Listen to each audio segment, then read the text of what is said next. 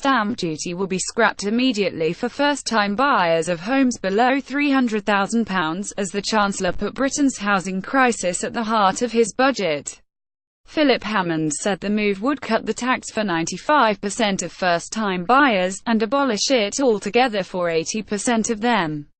"When we say we would revive the home-owning dream in Britain, we meant it," he told the Commons to Tory cheers.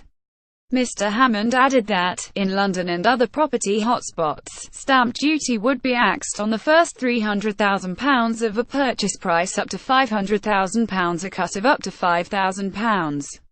The move came as he promised a wide-ranging package to boost house building, setting a target of an annual 300,000 homes built by the middle of the next decade.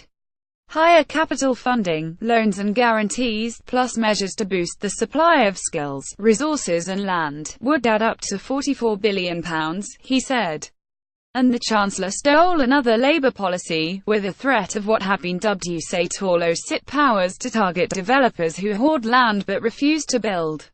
When the policy was first pledged by Ed Miliband, before the 2015 election, some Conservatives claimed it was a Marxist measure worthy of Venezuela.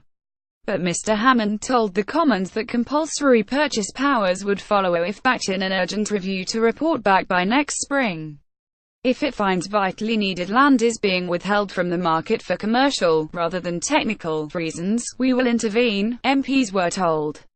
There were a total of 270,000 residential planning permissions which remained unbuilt in London, the Chancellor said.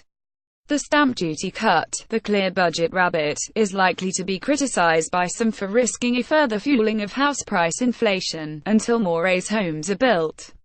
But it was welcomed as a promising move from the government, which will no doubt be welcomed by thousands of younger buyers, by Jeremy Duncombe, director of the Legal General Mortgage Club.